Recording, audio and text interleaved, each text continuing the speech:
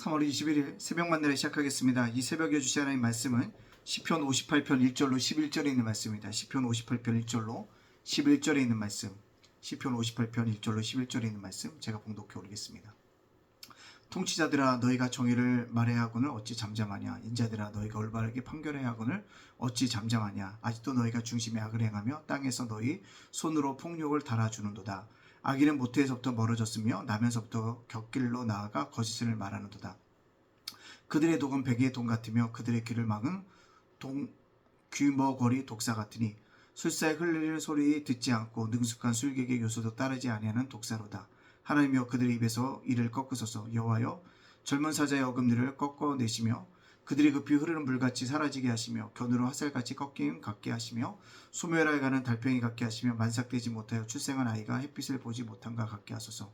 가시나무 불이 가마를 뜨겁게 하기 전에 생나무든지 불붙는 나무든지 강한 바람으로 휩쓸려 가게 하소서. 의인이 악인의 보복당함을 보고 기뻐하며 그 발을 악인의 피에 씻으리로다. 그때 사람의 말이 진실로 의인에게 갚음이 있고 진실로 땅에서 심판하시는 하나님이 계시다 하리로다. 아멘. 오늘도 새벽 만나러 싸울 수 있도록 하신 하나님께 감사하고요. 말씀으로 하루를 열어가는 여러분들을 주님의 이름으로 축복합니다. 오늘 시편 58편 특별히 내용을 보면 불의한 재판관을 향하신 정죄의 시라는 사실을 우리가 알 수 있습니다. 정죄라는 건 뭘까요? 그들을 심판해 달라고 하는 하나님의 심판을 촉구하는 시라고 우리가 볼 수가 있다는 것입니다. 특별히 오늘 속에 말씀하고 있는 것은 무엇이냐면 그 불의한 재판기에 돌이키기를 원하는 마음들이 있고 또한 최종 승리는 의인에게 있다는 결론을 내리고 있다는 사실입니다. 여러분들 이것을 본다고 한다면 결국 시편 57편의 내용을 쭉 읽어보면 이 땅을 사는 동안에 의인이 어떤 자세로 살아가야 할지를 우리들에게 말씀해주고 있다는 것입니다. 왜 세상을 보면 의인이 잘 되는 것이 아니라 악한 자가 잘 된다는 거죠. 오늘 말씀 보면 악한 재판장이 잘 된다는 것입니다. 공의로 재판하지 않고 있으며 약자를 억압하고 있으며 잔인하게 대하고 있다는 거죠. 지금도 보십시오. 얼마나 약자들을 탐욕스럽게 많은 사람들이 쥐어짜고 있는 것을 우리가 보게 되어집니다. 거짓으로 말하게 되고 독사와 같고 악행을 거듭행하고 있고 악한 길에 서고 있다는 사실을 보고 있습니다. 따라서 우리는 이들과 함께 그런 길을 걸어가지 말아야 한다는 것입니다. 그런 것을 봤을 때 하나님의 분명히 심판이 임하기를 강구하고 있는 시다라는 사실을 우리가 볼 수가 있습니다.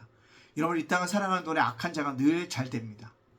멋있어 보입니다. 성공하는 것처럼 보입니다. 그러나 끝이 중요하다는 거죠.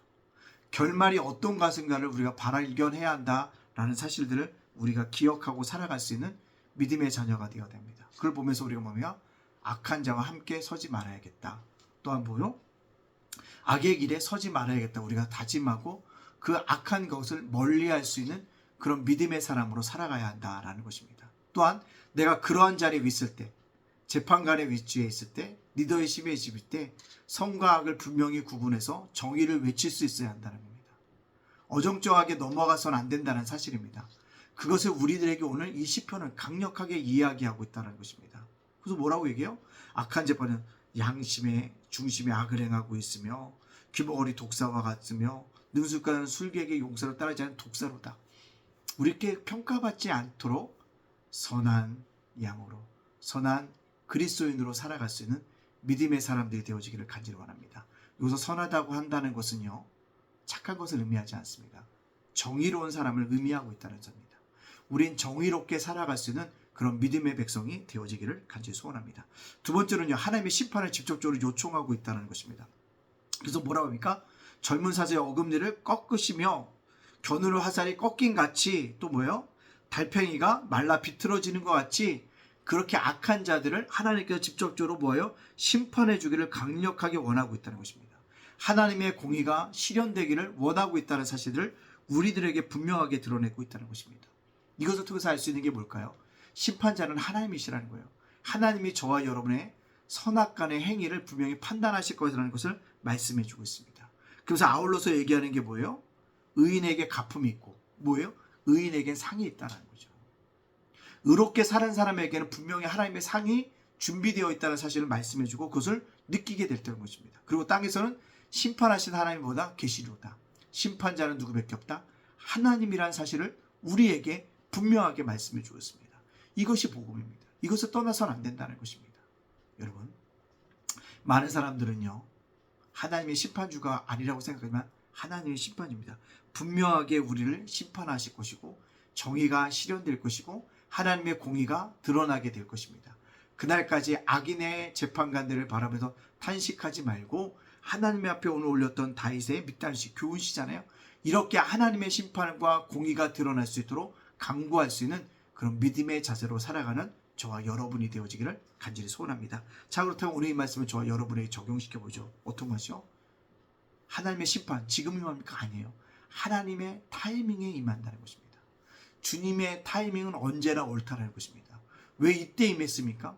하나님이 최선이기 때문에 임했다는 것입니다. 우리가 바라볼 때 의인이 대세하고 성공하는 것처럼 보이고 승리하는 것처럼 보이지만 그렇지 않다는 것입니다. 의인은 악인의 그런 성공과 대세를 바라면서 스스로가 실패하고 좌절하고 넘어질 수 있습니다. 그러나 아니라는 거죠. 하나님의 타이밍이 때가 차면 악인은 넘어지고 의인은 세워질 거라는 거죠. 악인은 벌을 받고 의인은 뭐이다? 상을 얻게 되어질 것이라는 사실입니다. 그때까지 뭐하고 뭐하라? 참고 또 참으라는 것입니다. 그러면 분명히 하나님의 타이밍이 언제나 옳다는 것을 우리가 뭐다? 깨닫게 되어질 것이라는 것입니다. 따라서 오늘을 살아가는 저와 여러분의 관점이 세상의 관점이 아니라 하나님의 관점으로 바라보고 살아갈 수 있는 그런 믿음의 사람들, 믿음의 백성들이 되어지기를 간절히 소원합니다. 하나님의 타임은 언제나 옳습니다. 적절할 때 분명히 심판하실 것입니다. 그날을 바라보며 살아가는 저와 여러분이 되어지기를 원하고요. 의인답게 정의롭게 살아가고 하나님 보시기에 합당한 의를 지켜갈 수 있는 저와 여러분의 삶이 되어지시기를 주님의 이름으로 축복합니다. 아멘. 기도하겠습니다. 사랑의 하나님 감사합니다. 죄 없물로 죽었던 저희들 구원하여 주시니 감사합니다. 구원받은 백성으로 살게 하시니 감사합니다. 날마다 감사하며 살아갈 수 있도록 우리들의 입술을 우리의 마음을 주장하여 주시옵소서. 오늘 말씀처럼 주님 하나님의 공의가 설 것입니다.